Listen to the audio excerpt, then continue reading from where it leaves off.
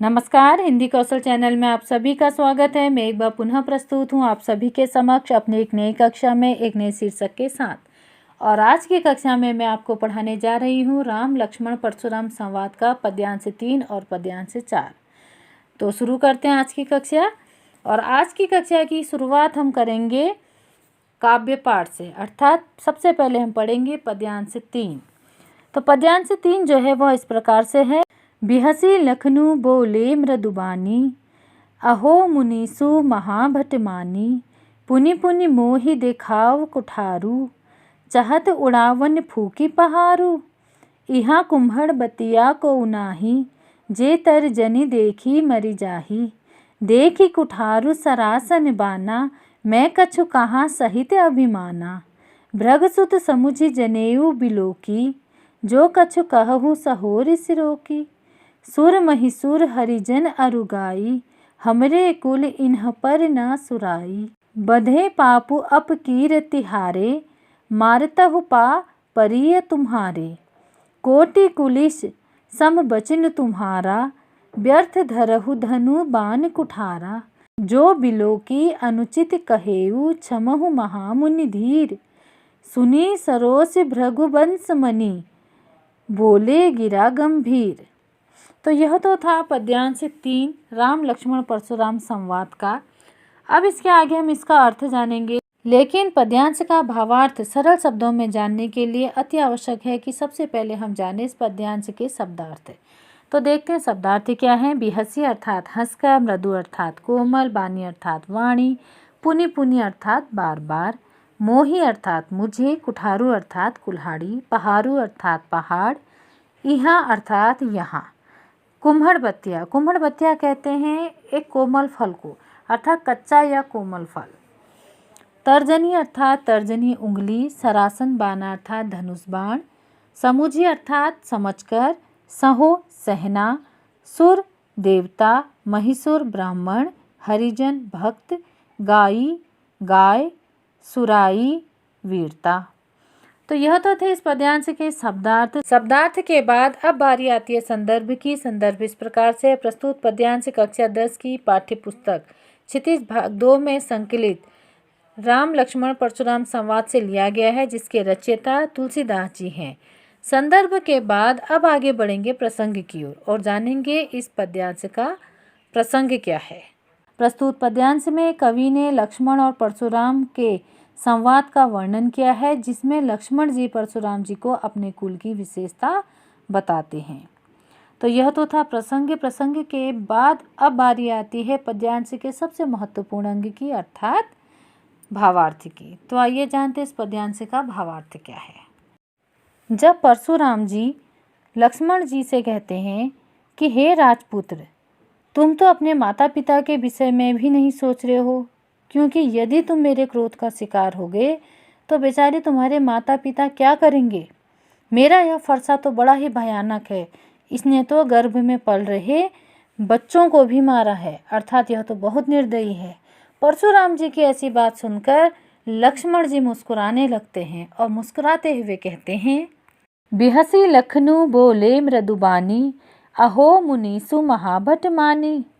तो परशुराम जी की यह सारी बातें सुनकर लक्ष्मण जी हंसकर, बिहसी अर्थात हंसकर, मृदुबानी अर्थात कोमल शब्दों में, हंसकर कोमल शब्दों में उनसे कहने लगे, अहो मुनीसु महाभटमानी, कि हे मुनिवर, आप तो स्वयं को बहुत बड़ा योद्धा मान रहे हैं।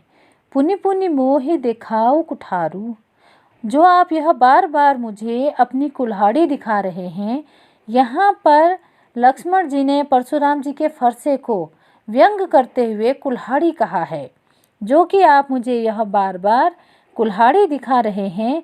चाहत उड़ावन फूकी पहारू, आपको देखकर ऐसा प्रतीत होता है कि मानो आप अपनी फूंक से पहाड़ उड़ाना चाहते हों। इहाँ कुम्हड़ बतिया को उनाही, जे तर जनी देखी मरि जाही। आगे लक्ष्मण जी अपनी बात को पूरी करते हुए कहते हैं कि हे मुनिवर, यहाँ पर कोई भी कुम्हड़ बतिया अर्थात छोटा कच्चा फल या कोई भी कोमल फल नहीं है, कोई भी कोमल फल के समान नहीं है, जो कि आपकी तर्जनी उंगली को देखकर ही मर जाए। देखी कुठारू सरासन निभाना, मैं कछु कहा सहित अभिमाना। आगे लक्ष्मण जी कहते हैं कि आपके पास यह कुल्हाड़ी और धनुष बाण देखकर ही, कुल्हाड़ी अर्थात परशुराम जी का फरसा, तो आपके पास यह कुल्हाड़ी और धनुष बाण देखकर ही मैं आपसे कुछ अभिमानवश बोल गया था। भृगुसुत समुझि जनेऊ बिलोकी, जो कछु कहूँ सहोर सिरोकी। आप भृगुवंशी हैं और यज्ञोपवीत धारण किए हुए हैं, अर्थात आपने जनेऊ धारण की है। जो कछु कहूँ सहोर सिरोकी, इसलिए जो कुछ भी आप कह रहे हैं उसे मैं अपना क्रोध रोककर सह रहा हूँ। सुर महिसुर हरिजन अरुगाई, हमरे कुल इन्ह पर न सुराई। आगे लक्ष्मण जी कहते हैं कि सुर अर्थात देवता, महिसुर अर्थात ब्राह्मण, हरिजन अर्थात भक्त, अरुगाई और गाय पर, देवता पर, ब्राह्मण पर, भक्त पर और गाय पर, हमरे कुल इन्ह पर न सुराई, हमारे कुल में इन चारों पर अपनी वीरता नहीं दिखाई जाती है।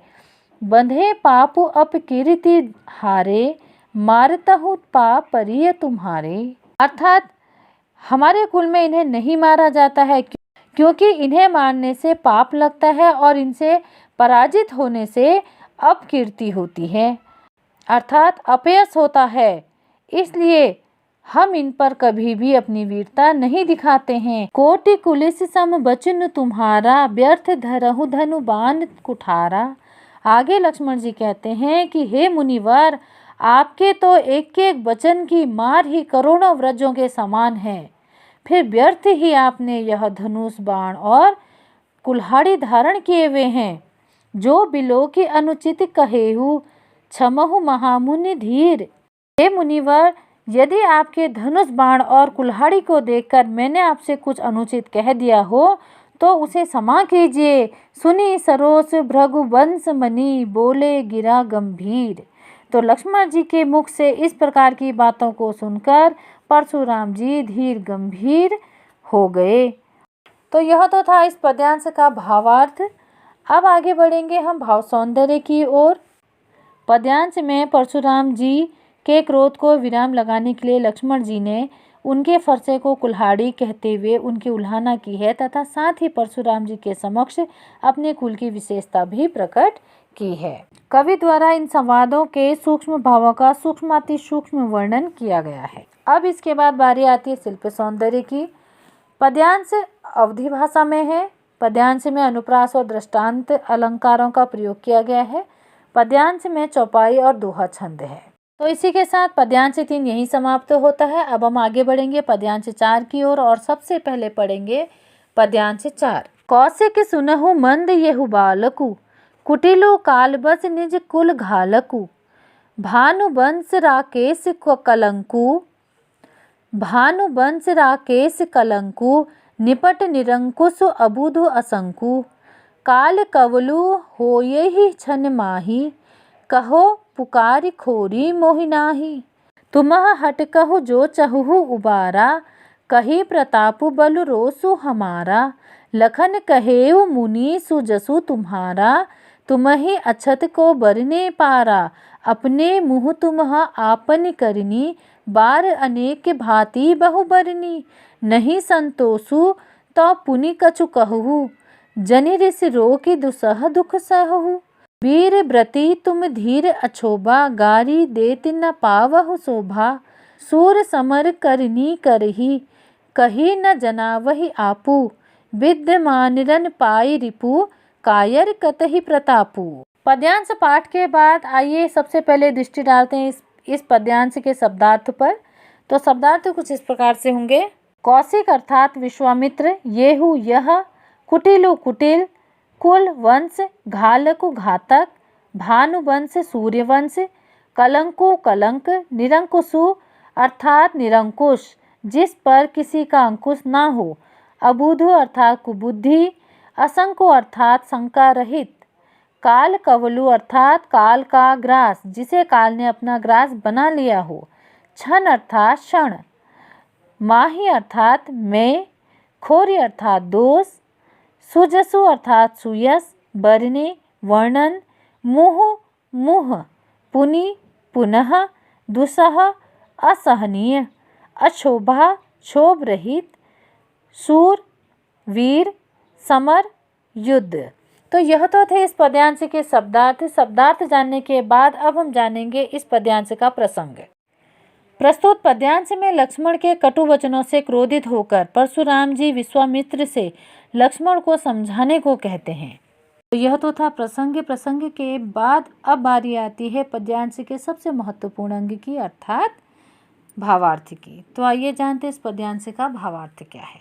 लक्ष्मण जी के बहुत ही कटु वचन सुनकर जब परशुराम जी का क्रोध अत्यधिक बढ़ जाता है, तब वे विश्वामित्र जी से कहते हैं कि कौशिक सुनहु मंद येहु बालक, कुटिल काल बस निज कुल घालकु। कि हे विश्वामित्र जी सुनिए, यह बालक अत्यंत ही कुबुद्धि और कुटिल है और काल के वश में होकर के यह अपने कुल का घातक बन रहा है। भानु वंश राकेश कलंकु, निपट निरंकुश अबुद्धु असंकु। जो सूर्य वंश रूपी जो पूर्ण चंद्र है, यह उसका कलंक बन रहा है, यह उसका कलंक बनना चाहता है। यह अत्यंत ही निपट अर्थात पूर्ण रूपेण उदंड है, मूर्ख है और निडर है। काल कवलु होई छन माही, कहो पुकारी खोरी मोहि नाही। अभी पल भर में यह काल का ग्रास बन जाएगा, अर्थात इसकी मृत्यु निश्चित है। मैं आपसे कह रहा हूँ कि हे विश्वामित्र जी, फिर आप मुझे दोष मत देना। तुमह हट कहु जो चहु उबारा, कही प्रताप बलु रोसु हमारा। यदि आप इसे काल का ग्रास बनने से बचाना चाहते हैं तो मेरे प्रताप, मेरे बल और मेरे क्रोध का वर्णन करके लक्ष्मण को यहीं रोक लीजिए और मुझसे हट करने से मना करिए। लखन कहेउ मुनि सुजसु तुम्हारा, तुम ही अछत को बरने पारा। तो परशुराम जी की क्रोध में बोले गए यह वचन सुनकर लक्ष्मण जी पुनः बोल उठते हैं और कहते हैं कि हे मुनिवर, आपके बल प्रताप और आपके क्रोध का वर्णन, आपके सुयश का वर्णन, आपके शौर्य का वर्णन आपके अलावा अन्य कौन कर सकता है। अभी अभी आप कितने बार अपने ही मुँह से इसका वर्णन कर चुके हैं। अपने मुँह तुम्ह आपनी करनी, बार अनेक भांति बहुपरनी। आपने अभी तक अनेक बार अपनी करनी अपने ही मुख से कह डाली है। नहीं संतोषु तो पुनि कछु कहूँ। यदि आपको फिर भी संतोष नहीं हुआ है, यदि फिर भी आपको संतुष्टि नहीं मिल रही है, तो आप और भी कुछ कह डालिए। जनि ऋषि रोकु दुसह दुख सहु। परंतु इस प्रकार से अपना क्रोध रोककर असहनीय दुख को सहन ना करें। वीर व्रति तुम धीर अछोभा, गारी देते न पावहु शोभा। हे मुनिवर, आप वीर हैं, धैर्य धारण करने वाले हैं, इस तरह से गाली देना आपको शोभा नहीं देता है। सूर समर करिनी करही, कही न जना वही आपू। जो वीर होते हैं, शूरवीर होते हैं, वह तो युद्ध में अपनी वीरता का प्रदर्शन करते हैं। वे अपनी वीरता का इस प्रकार से बखान नहीं करते हैं, इस प्रकार से अपने आप अपने शौर्य का बखान नहीं करते हैं। विद्यमान रन पाई रिपु, कायर कतहि प्रतापु। रण क्षेत्र में अपने दुश्मन को, अपने शत्रु को सामने आया जानकर तो कायर व्यक्ति ही अपनी वीरता का बखान कहते हैं, अपनी वीरता की बड़ी बड़ी बातें करते हैं। वीर इस प्रकार से अपना बखान अपने मुँह नहीं करते हैं। तो यह तो था पद्यांश 4 का भावार्थ। अब इसके आगे हम बढ़ेंगे भाव सौंदर्य की ओर। परशुराम जी का व्यंग्यात्मक शैली में लक्ष्मण जी को कई उपमाएं देते हुए अपशब्द कहना तथा विश्वामित्र जी से यह कहना कि लक्ष्मण जी को समझा ले, नहीं तो यह काल का ग्रास बन जाएगा, यह कहकर परशुराम जी का अपनी सूरवीरता प्रदर्शित करना। जिस प्रकार लक्ष्मण जी ने उत्तर में उन्हें एक सूरवीर और कायर के मध्य का अंतर बताया है, कवि ने लक्ष्मण और परशुराम के मध्य के संवाद का यथार्थ और स्वाभाविक वर्णन यहाँ पर किया है, जो पाठकों को आरंभ से अंत तक बांधे रखता है। अब इसके बाद आते हैं शिल्प सौंदर्य की ओर। शिल्प सौंदर्य इस प्रकार से है। पद्यांश की भाषा अवधि है। पद्यांश में उपमा और अनुप्रास अलंकार हैं। पद्यांश दोहा और चौपाई छंद में है। तो इसी के साथ यहाँ पर पद्यांश 4 पूर्ण होता है। और आज की कक्षा में हमने पद्यांश 3 और पद्यांश 4 का अध्ययन करा। तो बहुत जल्दी मिलती हूँ अपनी अगली कक्षा में पद्यांश 5 और पद्यांश 6 के साथ। तब तक के लिए थोड़ा सा इंतज़ार करें और एक बात कभी ना भूलें कि हिंदी हमारी राष्ट्रभाषा है। हिंदी भाषा पर गर्व करें। धन्यवाद।